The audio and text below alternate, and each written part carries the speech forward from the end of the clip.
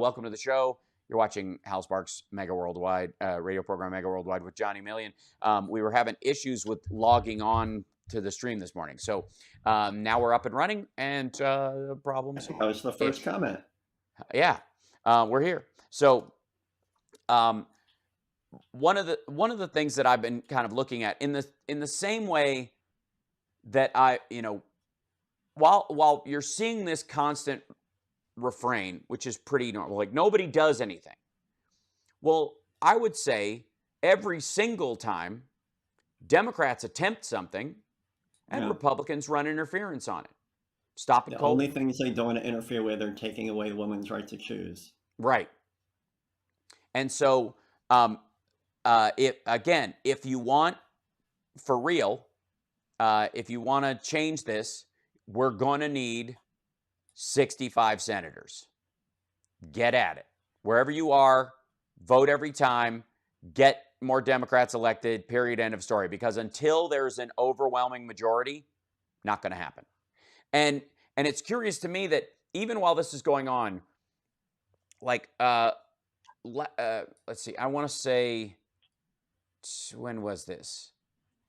Biden signed an executive order last year, middle of last year, that set in place a rules and regulations group and a task group on strengthening food supply chains and helping farmers as we go into what was effectively supply shock for the rest of the world. And then, of course, Ukraine happens and kind of doubles that issue. It stacks it on where it already was an issue.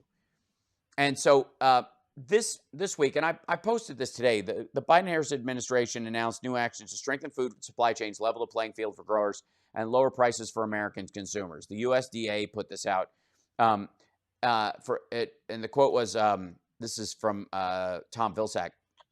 For too long, farmers and ranchers have seen the value and the opportunities they work so hard to create move away from the rural communities where they live and operate. Under the leadership of President Biden and Vice President Harris, USDA is committed to making investments that promote competition, helping support economic systems where the wealth created in rural areas stays in rural areas, and strengthening rules enforcement against anti-competitive practices. The funding and new rule we're announcing today ultimately will help us give farmers and ranchers a fair shake, strengthen supply chains, and make food prices fairer. I got news for you. The impact of that announcement, based on that first year EO written by Joe Biden last year, is going to start massively being felt by the end of this year, largely into next year, where Bloomberg is predicting that the inflationary pressure we've been experiencing is going to crater because of overreaction.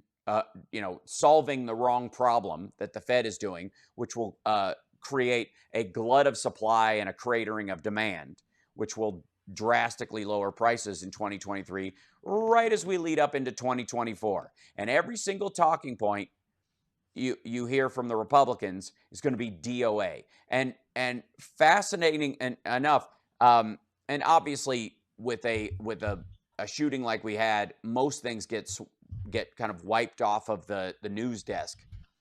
But boy, did that baby formula story just go away. As soon as the pallets from Europe started showing up, and the Republicans found themselves, thank you, Hal Vickery.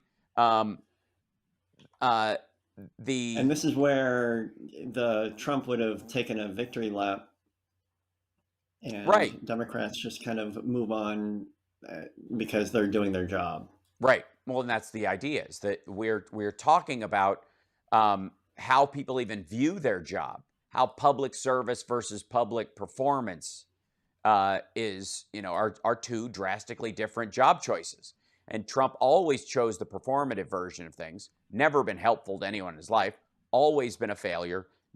Even in winning the presidency, it was the most miserable experience of his life. Do you know how bad you have to strike out in life to be born on third base and think you had a triple, get women out of your league your entire life because you're rich and then fairly well known because of your dad's money and because of the elements of the skyline that your dad added, and literally run for president, win because a bunch of a bunch of people on our side looked at their feet and shuffled around and went, I don't know, what's the difference?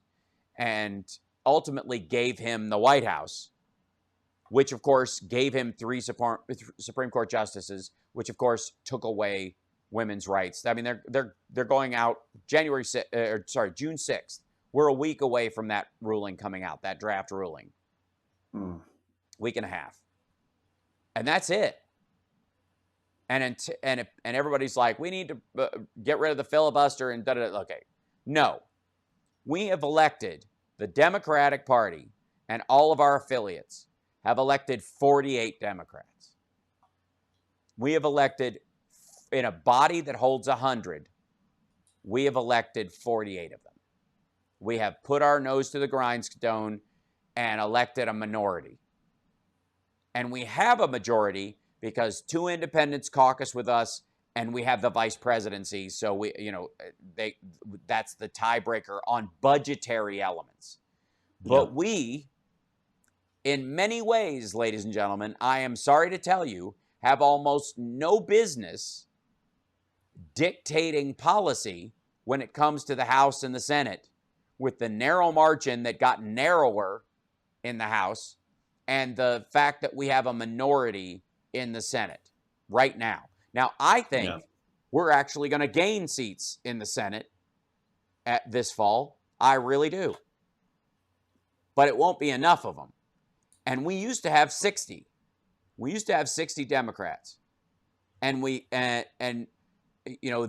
analogy of Lucy and the football is constantly brought up when it comes to, what politicians promise versus what they deliver. And I would like to lay that solely at the feet of voters. It is indeed the voting populace, and I can't fault the Republicans because I want them to fail on some level, but if they, I want everybody to vote. I'm the opposite of Paul Weyrich. But in the case of Democratic voters, we are the ones pulling the football away, not the politicians. Yeah. We are the one that say, I'm going to vote for you, and then I'm going to back you once you're doing this. I'm going to stand up for the programs that I want to have happen. I'm going to make sure the support is there. I'm going to keep voting so that people know the mandate is there. I'm going to vote even though I know that in my state it might go red, but it's not going to go by the margin it used to, and it's going to scare the crap out of whoever's running, that they're going to start needing to listen to what Democrats say on the floor. Instead of doing that, we're the ones who pull the ball away. We got to take a break, but when we go through these kind of shootings and the like, I am always struck by the fact that everybody looks for somebody to externalize the blame on. And I personally feel guilt for what I may not have done to get people to understand the value of their vote and how important it is, and how you never give these folks quarter. You never give up a single vote on the Democratic side to the Republicans, to let them have and walk away with by a third-party protest vote, or to give it to them overtly, or to simply hold your nose and not vote. It's on us. It's always on us, and it's going to stay that way and all these things are going to go on and on and on until we recognize that. We'll be back right after this.